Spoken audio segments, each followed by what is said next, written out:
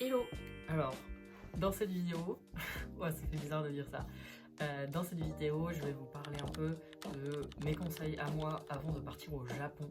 Je pars au Japon le 10 novembre et j'ai un peu cumulé plein de petites vidéos de moi en train de vous donner des conseils différents pour l'avion, une fois sur place, etc. pour vos premiers voyages.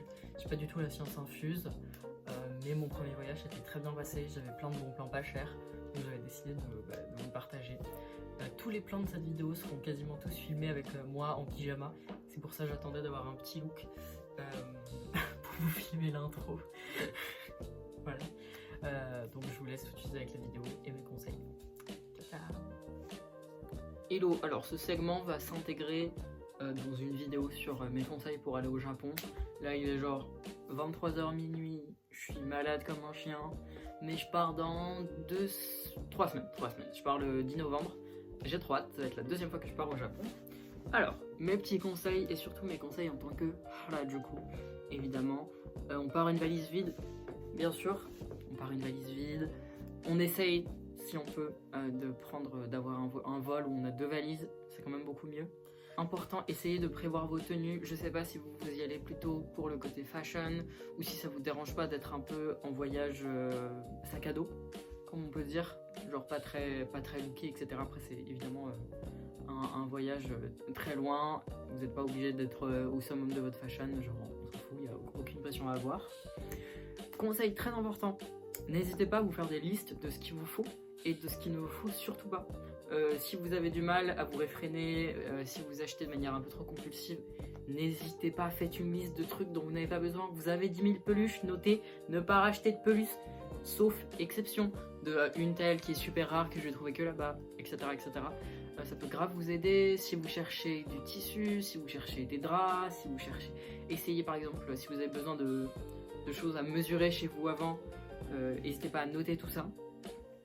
Faites-vous un programme de voyage, même vous n'êtes pas obligé de le tenir à la lettre, mais je pense que ça aide pas mal de structurer un petit peu le voyage et de se laisser évidemment des jours beaucoup plus libres, hein. Ça, il n'y a aucune pression, ou si vous voulez changer d'avis au dernier moment, bien sûr. Si vous êtes végétarien, regardez en avance. Il existe tellement de listes de restos végétariens. Je pense que sur ma liste, moi, de restaurants, j'en ai au moins 150. Mon dernier voyage s'est plutôt bien passé à ce sujet-là. Je pense qu'il y a 2-3 fois où je me suis fait trick avec du dashi ou un bouillon de ramen où il y avait de la sauce, où c'était un bouillon de viande. C'est forcément arrivé, mais vraiment, n'hésitez pas. Genre, cassez pas votre végétarisme pour un voyage. Les animaux, ils sont importants partout. Vraiment, n'hésitez pas. Et oui, on peut trouver des sushis végétariens. À Kura Sushi, à Sushiro, il y a des options végétariennes. Vous n'allez pas mourir de faim, vous inquiétez pas. Au pire, si vous trouvez pas, vous mangerez que des desserts et voilà. Autre point très important sur la nourriture. Les combini, c'est bien, mais les supermarchés, c'est 1000 fois mieux. Oui, les combini, c'est ouvert toute la nuit, mais les supermarchés, c'est quand même ouvert jusqu'à minuit. Ce qui reste énorme. Enfin, je sais pas, nous, le max où on y allait, c'était 23h. Et je crois que c'est comme dans les combini, à partir de 22-23, vous avez vraiment beaucoup de réductions. Et pourquoi je dis que les combini, c'est moins bien que les supermarchés? Parce que les supermarchés, c'est beaucoup moins cher. Vraiment, les supermarchés, c'est encore moins cher. Nous, celui qui était à côté de notre logement, c'était Live, avec, je crois que c'est un trèfle, là, le logo. Mais n'hésitez pas à vous renseigner. Voilà, ça, c'est cool. Hello, je suis encore en pyjama, je reviens vers vous pour de nouveaux conseils pour le voyage au Japon. Je pense que je vais essayer de poster ça avant de partir, comme ça me fera moins de montage sur place, etc. Chose très importante dont je viens de me rappeler et qui est vraiment un énorme conseil, faites un carnet de voyage. Même si vous faites pas du bullet journal et tout, ce qui est pas du tout mon cas, même si ce sera pas très esthétique, je vous jure qu'un carnet de voyage c'est trop bien. Je vous ai fait plein de plans, je sais pas si je les insère ou si vous les reverrez après. En gros j'avais fait, c'était un tout petit carnet vraiment facile à transporter. J'avais fait une petite page de garde juste avant de partir. Je m'étais fait des petits rappels de hiragana, katakana, mais ça m'a pas servi. C'est là où par exemple je mets, moi, vous pouvez acheter des carnets spéciaux, hein, mes petits tampons de voyage, à peu près chaque jour, à peu près. Des fois je loupais des jours et je revenais en arrière. Je faisais des petits résumés de mes journées.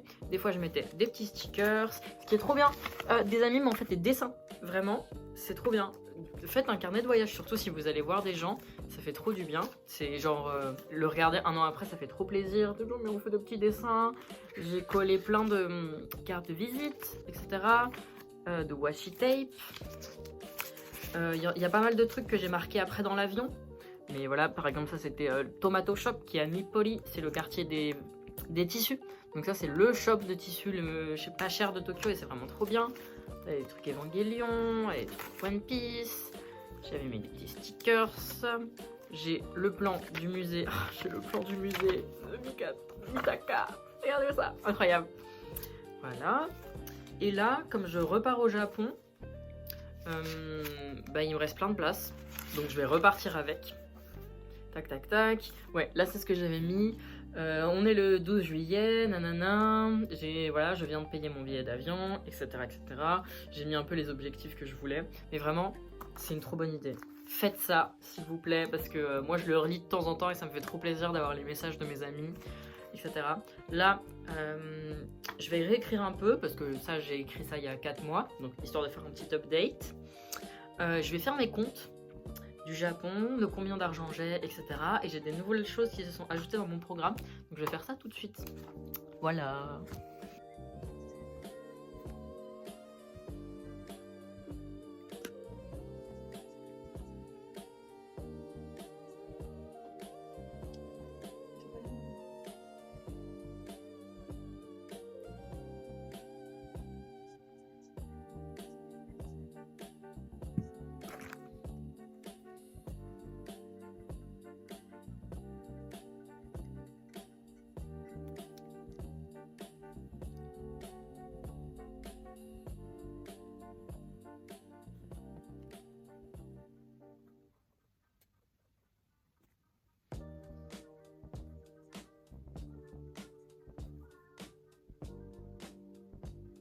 Je reviens. Tant que j'y pense, j'étais en train de faire mes comptes et donc je comptais mon prix de billet d'avion.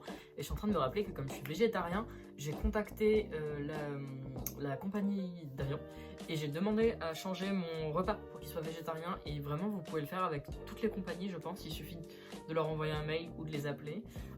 J'ai plein d'amis avec plein de compagnies différentes qui ont pu changer leur régime alimentaire. Donc n'hésitez pas parce que la première fois je ne l'avais pas fait et j'ai vraiment regretté parce que je me suis retrouvé à trier ma bouffe et c'était pas top. Alors je reviens vers vous pour mes comptes. Je les ai pas encore fait au complet mais au moins vous avez une idée. L'avion je l'ai pris en juillet pour novembre, il m'a coûté 680. J'ai une escale aller et retour à Xiamen en Chine et j'arrive à Osaka et pas à Tokyo. Donc 680. Je pense que j'ai des économies chez moi en cash et je pense que je vais prendre 600 € direct sur moi. Donc je sais pas en combien de yens ça va faire. Tac tac tac. J'ai noté à peu près combien j'avais sur mes comptes et il faudra que je vois combien je m'autorise à dépenser. Ça je sais pas encore. Pour les logements, je reste 18 jours. J'ai 2 logements différents à Osaka parce que je fais 2 séjours différents et un logement à Tokyo. Donc pour le premier logement, moi je loge chez Homestay qui te permet de rester chez l'habitant. Ça s'était très très bien passé la première fois à Tokyo, je retourne chez la même et j'ai plein d'amis qui ont des bons retours. Donc je vais rester là-dessus. En frais d'agence, pour le premier je reste que 2-3 jours. J'ai payé 7,80 de frais de fonctionnement et il me reste 50 € à payer, donc 9000 yens pour 3 jours, ce qui me paraît assez raisonnable. Le deuxième logement, quand je serai encore à Osaka, j'ai déjà payé 26,30 € de frais d'agence, etc. Je reste 5 jours, il me reste 169,30 € à payer, donc 30 000 yens. Et mon logement à Tokyo, je reste 8 jours, il me reste 45 000 yens à payer, ça fait 250 €. Sachant que les frais d'agence, les 7 € et les 26 €, je les ai déjà payés en amont. Il faudra que je paye les logements ensuite sur place. Donc ce qui me fait environ 505 € en total pour 18 jours, ce qui est vraiment peu cher parce que ça me fait environ 27-28 € par nuit. C'est vraiment pas cher du tout. La carte SIM, je suis pas encore sûre de reprendre la même que la dernière fois. La dernière fois, ça s'était très bien passé. Je crois que c'était avec Japan Experience. Mais on m'a peut-être conseillé moins cher. Donc je verrai en fonction. La dernière fois, elle m'avait coûté un peu moins de 40 € et j'avais Wi-Fi illimité pendant un mois. Ce qui est assez pratique parce que c'est ce dont on se sert. Donc la carte SIM, il faut encore compter la Suica, ou la Suica, ou la Pasmo, ou n'importe quelle carte de transport. La mienne, je la récupère d'une amie. Je crois qu'elle m'a dit qu'il y avait déjà un peu de sous dessus parce qu'une amie l'avait emprunté pour repartir au Japon. Bref, il faudrait que je voie environ combien ça me fait. Et je sais que j'ai déjà environ 200 € de Shinkansen parce que au moins ce qui est bien avec le Shinkansen, c'est qu'on sait les prix sont toujours fixes, contrairement à la SNCF bien sûr. Donc je sais que c'est environ 90 € pour faire Osaka-Tokyo et je vais faire un aller-retour, donc ça me fera 190, 200 €. Donc ça, c'est un budget aussi. Pour l'instant, c'est tout ce que j'ai noté. Je reviens vers vous quand j'en sais plus. Je vous reprends un petit peu. Là, on est le 3. En fait, je pars lundi prochain, je me rendais pas compte. Je suis en train de voir, j'ai déjà pris mon premier aller-retour pour Osaka-Tokyo parce que je vais beaucoup bouger. Moi, je m'étais déjà fait sur un compte sur le site du Shinkansen. Je sais pas si ça change grand chose. Je sais pas en fait trop comment les gens s'y prennent pour leur billet de train. J'avoue que la dernière fois, je suis restée que à Tokyo. C'est cher, c'est 88 € l'aller. Mais par contre, ce qui est bien plus pratique comparé à la France, c'est que les prix sont toujours fixes. Donc ce sera toujours 88 €. Et bon, voilà, ce sera à l'heure, hein, c'est japonais. Et il y a un jour où je vais au parc Ghibli. Ça, faut prendre ses billets bien en avance. Je ne savais pas trop comment vous l'expliquer dans cette vidéo. Je pense qu'il y a des gens qui l'expliquent bien mieux que moi. Mais en gros, les billets sont ouverts pour le musée un mois à l'avance, pile le genre 5 du mois à 3 h du matin, heure française. Et vraiment, il faut les prendre à ce moment-là, sinon on les a pas. En tout cas, sur le site officiel, je sais que parfois il y a des revendeurs étrangers, etc. Donc c'est un peu compliqué à vous expliquer. Mais bref, j'ai mon billet pour le parc Ghibli, qui est vers Nagoya. Et je pense que je vais me prendre un hôtel d'une seule nuit pour Nagoya, parce que sinon de Osaka à Nagoya, de toute façon en plus le parc est pas exactement près de Nagoya, ça fait 2h40, donc autant être à Nagoya et faire que 1 heure. Donc peut-être je me prends aussi un Shinkansen de Osaka à Nagoya, aller-retour, ça doit faire 50 balles, plus un petit peu, genre ça doit faire, ouais, 45, 50 balles. Bref, je suis en train de voir tout ça. C'est un peu dans les derniers préparatifs.